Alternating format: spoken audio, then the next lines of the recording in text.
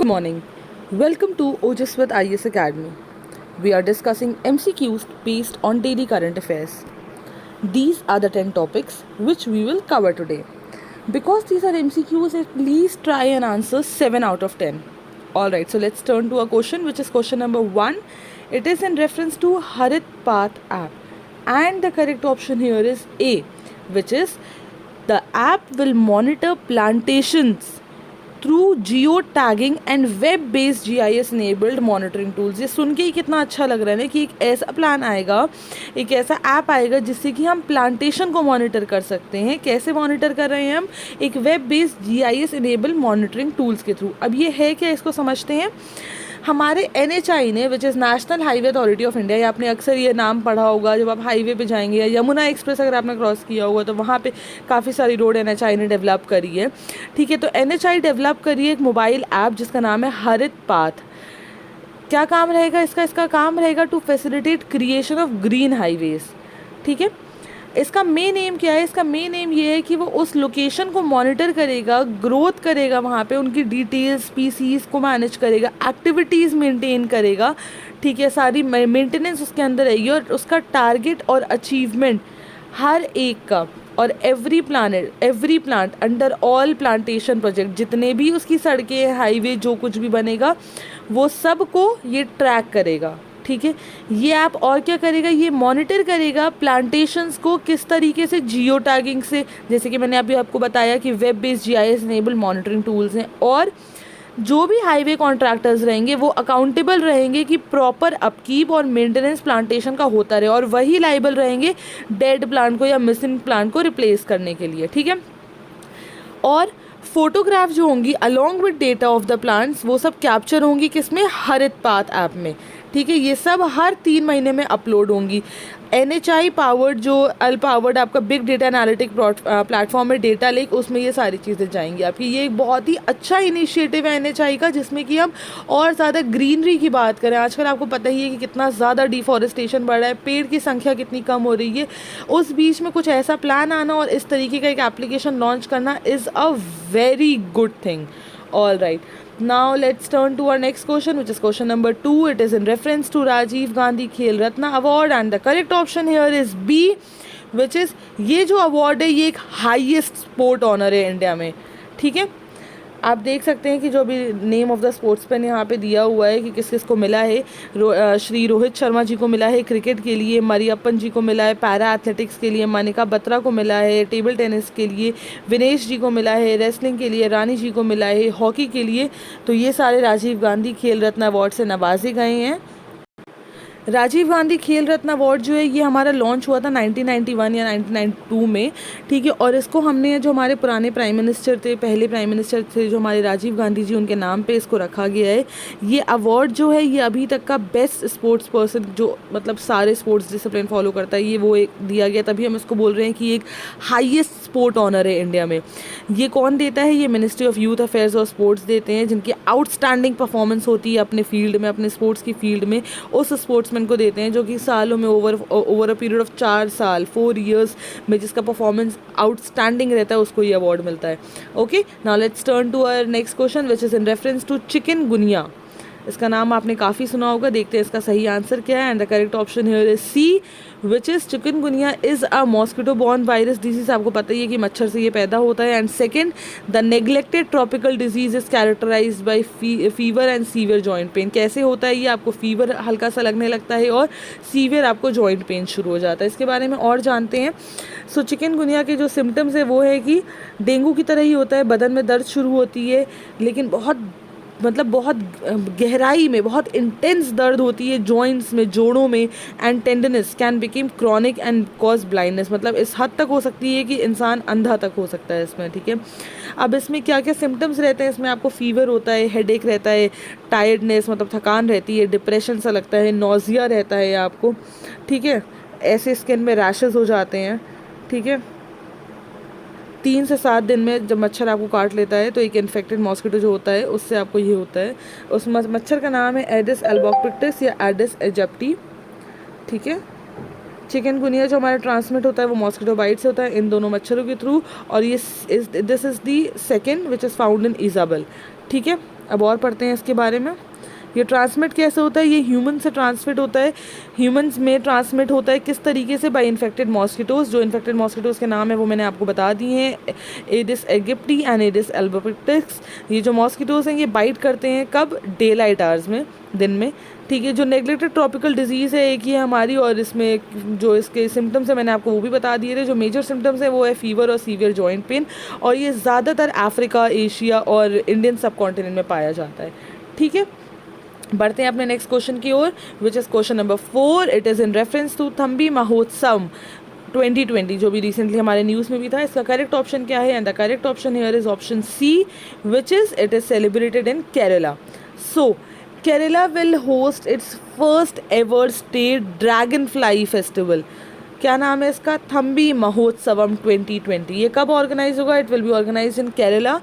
कौन कौन इसको ऑर्गेनाइज कर रहा है, 2 इसमें ऑर्गेनाइजेशन है। पहला है हमारी WWF which is world wild fund for nature, और दूसरी है हमारी SOS इंडियन स्टेट यूनिट है, और एंड सोसाइटी फॉर ऑर्डोनेट स्टडीज़, ठीक है। ये हमारी ऑर्गेनाइजेशन है जो इसको ऑर्गेनाइज कर रही है। इसका मेन एम क्या है, इसका मेन एम है कि वो अवेयरनेस बिल्ड करना चाहती हैं about importance of dragon flies and need to conserve them, कि हमें क्यों ड्रैगन फ्लाइज को बचाना चाहिए और उनको हमें क्यों कंजर्व करके रखना चाहिए। इसका ऑफिशियल मास्केट जो है वो पंटालू होगा, और ड्रैगन फ्लाई जो है they act as an important bio indicators of the ecological health of an area, इसलिए इसी की इंपॉर्टेंस को बताने के लिए ये फेस्टिवल हम सेलिब्रेट कर रहे हैं।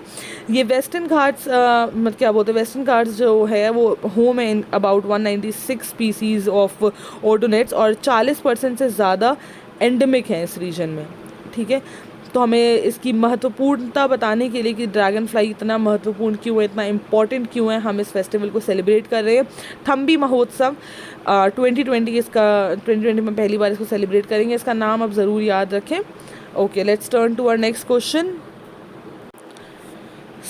हमारा नेक्स्ट क्वेश्चन है बेजेंटीन चर्च के बारे में, जिसको कि एक मॉस्क में कन्वर्ट कर दिया गया है। इसकी हिस्ट्री आपको मैं भी थोड़ा सा बता दूंगी। पहले देखते हैं इसका करेक्ट ऑप्शन क्या है, एंड द करेक्ट ऑप्शन है is option B, which is it was in Turkey, ठीक है। तो अभी टर्किश गवर्नमेंट ने क्या किया है, इन्होंने जो फॉर्मली हमारा बेजेंटीन चर्च था उसको मॉस्क में कन्वर्ट कर दिया गया है। इस्तांबुल में ये चर्च है जिसका नाम है सेंट सेवियर इन कोरा। ये it was fame to elaborate mosaics and frescoes and dates to 4th century, ठीक है। बहुत पहले की बात हम यहाँ पे कर रहे हैं। It had been converted to a mosque by Ottoman Empire in 1453, मतलब 1453 में इसको मॉस्क बना दिया गया था। तो जो हमारे वॉर होते हैं उस वॉर में ऑटोमन एम्पायर ने क्या बोलते हैं बेजेंटीन गवर्नमेंट को हरा दिया था, जिसकी वजह से इस बेजेंटीन चर्च को बाद में जब ये जीत गए थे जंग, तो इन्होंने इसको अपना मॉस्क बना दिया था। जब टर्किश गवर्नमेंट वापस से मतलब यहाँ पे डेमोक्रेसी आई और जब सरकार वापस से बदली, तो इन लोगों ने क्या किया कि इन लोगों ने जो ये मॉस्क था इसको कन्वर्ट कर दिया एक म्यूज़ियम में। कब, ये हम बात करें 1945 की। अब जब इसको म्यूज़ियम में बना दिया गया तो ताकि वहाँ पे कोई भी एक रिलीजन स्पेसिफिक ना रहे और लोगों को ये ना लगे कि भाई उनके रिलीजन की रिस्पेक्ट नहीं है, इसलिए इसको एक मॉस्क बना दिया था। कि अभी रिसेंटली जो वहाँ के प्रेसिडेंट थे उन्होंने ये नया ऑर्डर दिया है कि जो ये म्यूज़ियम है हम इसको वापस से मॉस्क बना रहे हैं, तो ये न्यू ऑर्डर आ चुका है। चलिए, now let's turn to our next question, which is question number 6। It is how can India boost employment in the next couple of years. ये एक बहुत ही इंपॉर्टेंट क्वेश्चन है। आपको पता होगा अभी लाखों करोड़ों लोगों की जॉब गई है इस पैंडेमिक में। देखते हैं इसका क्या सही आंसर है। So the correct option here is option B, which is living condition in cities need to be improved. सही बात है, ओके। उसके बाद labour regulation must start with a clear eyed recognition of fact and it create economic opportunities in rural India, which is very important. अब हमारा जो third statement है वो है discourage reverse migration of the people. ये statement हमारा बिल्कुल ही incorrect है। क्यों?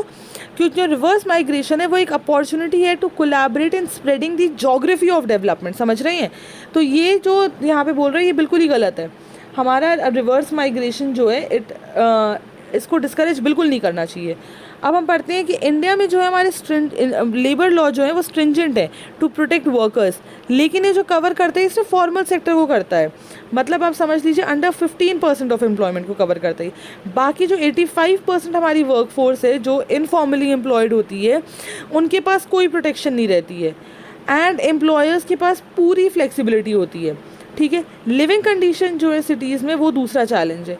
India is unique in having 70% of its population still residing in rural areas. India सबसे यूनिक माना जाता है इस मामले में कि 70% से ज़्यादा पॉपुलेशन उसकी अभी भी रूरल एरियाज़ में। उसको इनकरेज करना चाहिए कि लोग माइग्रेट करें हाई प्रोडक्टिविटी को ऑक्यूपेशन मतलब ऑक्यूपेशन में अपनी सिटीज़ में, और उसको ये भी इंश्योर करना चाहिए कि क्लीन, अफोर्डेबल और एक्सेसिबल हाउसिंग मिले लोगों को जो भी शिफ्ट कर रहे हैं, मतलब वो स्लम्स में जाके ना रहे, शिफ्ट हो रहे हैं, उनको एक साफ़ सुथरा घर और ये हाउसिंग, ये सब गवर्नमेंट को इन चीज़ों पे भी ध्यान देना चाहिए। ठीक है, बढ़ते हैं हम अपने नेक्स्ट क्वेश्चन की ओर, which is online pharmacy space was recently in news. क्यों था वो न्यूज़ में समझते हैं, और हमें चूज़ करना है यहाँ पे इनकरेक्ट ऑप्शन। ठीक है, and the incorrect option here is D, which means none of the options is incorrect. इसका मतलब क्या हुआ कि तीनों ही ऑप्शन सही हैं हमारे। कंपनीज जो है इंडिया में ई फार्मेसी में उनकी जो स्पेस है वो मेनली ऑपरेट करती है 3 बिजनेस मॉडल पे। ये मॉडल्स हैं हमारे marketplace, inventory led hybrid और फ्रेंचाइजी लेड हाइब्रिड। ठीक है, और ये जो मॉडल्स हैं ये डिपेंड करते हैं सप्लाई चेन के स्ट्रक्चर पे। ठीक है, सो जैसे कि हमने बोला कि सारे ही स्टेटमेंट सही हैं, तो ये यूएस की तरह नहीं है जहाँ पे सिर्फ टॉप 3 फार्मास्यूटिकल डिस्ट्रीब्यूटर्स हैं जिनके पास 90% शेयर है मार्केट का। इंडिया जो है वो हमारी फ्रेगमेंटेड मार्केट है।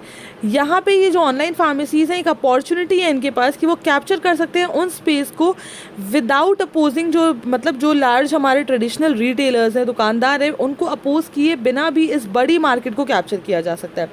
जहाँ पे हमारी प्रॉपर रूल की कमी है, ठीक है, जो गवर्निंग अथॉरिटी है ऑनलाइन फार्मेसी को, वो अभी हमारी इतनी स्ट्रॉन्ग नहीं है। ठीक है, तो वहाँ पे हमारे पास एक लार्ज इन्वेस्टमेंट हम वहाँ पे भी कर सकते हैं।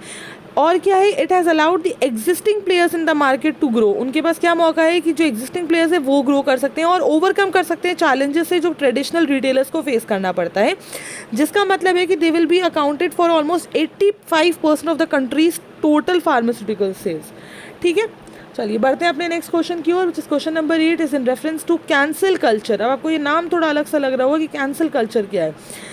सो इसका करेक्ट ऑप्शन है ऑप्शन ए। इसका मतलब होता है कि it means to stop giving support and credence to something और समवन। ये आजकल सोशल मीडिया पे बहुत ज़्यादा हमारा एक्टिव है ये। और हमारे यहाँ पे गलत स्टेटमेंट कौन सा है, गलत स्टेटमेंट है कि it has been largely a product of Indian culture. पढ़ते हैं अब हम इसके बारे में कि क्या है ये। तो हमारा स्टेटमेंट 2 गलत क्यों है, स्टेटमेंट 2 गलत है because it has been largely a product of internet culture, ना कि इंडिया का। इंडियन कल्चर में नहीं, रादर इंटरनेट कल्चर, जैसे मैंने अभी आपको बोला भी कि सोशल मीडिया में ये बहुत ज़्यादा पॉपुलर था। चलिए, जो सबसे विजिबल एग्जांपल है कैंसिल कल्चर का, ये तब होता है जब कोई सेलिब्रिटी या जो पब्लिक फिगर होता है ना, वो कुछ ऐसा बोल देता है या कुछ ऐसा लिख देता है या किसी ऐसी एक्टिविटी में इंगेज हो जाता है जहाँ पर लोगों को लगने लगता है कि भाई ये तो ऑफेंसिव है और पब्लिक की नज़र में वो इनअप्रोप्रिएट होता है, तब जो ये कैंसिल कल्चर है वो बहुत ज़्यादा एक्टिव हो जाता है। वहाँ पे क्या होता है, जो लार्ज नंबर ऑफ पीपल होते हैं, ग्रुप होते हैं सोशल मीडिया प्लेटफॉर्म पे, वो कलेक्टिवली एक साथ आके एक्शन उठाते हैं उन पब्लिक फिगर को लेके और वहाँ पे वो कैंसिल द पर्सन पे बोलने लगते हैं। ठीक है, ये जो कैंसलिंग अगर होती है ये कैसे होती है, उस पर्टिकुलर इंडिविजुअल के वर्क प्लेस पे आप जाके प्रेशर करते हैं, उनको फायर करवाते हैं, या फिर हम ब्रांड्स को प्रेशर करते हैं कि आप भाई जो एसोसिएशन और उस इंडिविजुअल के साथ आप उसको कैंसिल करिए, या हम थ्रेट करते हैं कि भाई हम बॉयकॉट कर देंगे, हमें इनकी किसी भी चीज़ों में इन्वॉल्व नहीं होता है पब्लिक को, तो उनकी पूरी रेपुटेशन और फाइनेंसेस को हम पूरा ही बॉयकॉट करा देते हैं। अभी आपने इसका रीसेंट एग्जांपल देखा होगा, जब सड़क 2 का आपका ट्रेलर आया था तो वो सबसे ज़्यादा डिसलाइक वीडियो बनी गई है। तो आपने इसको, मैं यहाँ पे क्यों ये एग्जांपल दे रही हूँ कैंसिल कल्चर में, सिर्फ इसलिए ताकि आपको बेहतर समझ आए कि मैं यहाँ पे क्या बताना चाह रही हूँ। जो सड़क 2 का ट्रेलर था उसमें क्या हुआ, उसमें अब आपका नेपोटिज्म के चक्कर में उसको सबसे ज़्यादा डिसलाइक वीडियो बना दिया गया है। ठीक है, तो ये होता है सोशल कल्चर आपका जो है, मतलब सोशली जो लोग इतने एक्टिव रहते हैं वो किस तरीके से कैंसिल कल्चर को यूज़ करते हैं। चलिए बढ़ते हैं हम अपने नेक्स्ट क्वेश्चन की ओर, which is the term Sputnik V. अभी रिसेंटली वो न्यूज़ में भी था, ये क्या है, अभी हमने इसके बारे में कुछ दिन पहले भी डिस्कस किया था। इसका करेक्ट ऑप्शन है option A, which is Sputnik V is a vaccine for corona virus. Okay, it is a corona vaccine. So जैसे कि मैंने आपको बताया कि करेक्ट ऑप्शन ए था। करेंटली आप समझ लो अबाउट 165 डिफरेंट वैक्सीन्स बन चुकी हैं कोविड-19 की ऑल ओवर द वर्ल्ड। जो मेन टाइप की वैक्सीन इसमें है वो है viral vector based vaccine, virus based nucleic acid, जो कि एसिड बेस्ड है या तो प्रोटीन बेस्ड वैक्सीन है। अब जो Russian adeno virus vector based vaccine है, ये पहली रजिस्टर्ड हुई है by Russian ministry of health. ठीक है, पहली कोविड-19 वैक्सीन जो मार्केट में रजिस्टर हुई है, इसका अनाउंसमेंट जो है, इसका अनाउंसमेंट का जो नाम दिया गया है that is Sputnik moment. Global community के लिए ये नाम दिया गया है। इन 1957 जो सक्सेसफुल लॉन्च था पहला स्पेस सैटेलाइट का, that was by the Soviet Union reinvigorated space research around the world. ठीक है, तो जो नई रशियन कोविड-19 वैक्सीन आई है, इसलिए हम उसका नाम स्पुतनिक वी रख रहे हैं, स्पुतनिक मोमेंट के ऊपर। ठीक है, now let's turn to our last question, which is question number 10, and it says that which of the following country does not share border with Baltic Sea? And the correct option here is option D, Norway. So जो Baltic सी है ना, वो हमारी surrounded है 9 countries से, जो कि Denmark, Germany, Poland, Lithuania, Latvia, Estonia, Russia, Finland and Sweden से। तो ये बाल्टिक सी आपका नाम इसका याद रखिएगा कि कौन कौन सी कंट्रीज से इसका बॉर्डर ये शेयर करिए, ऑलमोस्ट 9 कंट्रीज से। All right, that's it for today guys. I hope आपको आज का सेशन पसंद आया हो। कोई भी डाउट हो आप हमें कॉन्टैक्ट कर सकते हैं, ये है हमारी contact details. If you want to contact us, these are our following contact information. You can follow us on Instagram. Don't forget to push the subscribe button. Thank you. Stay safe.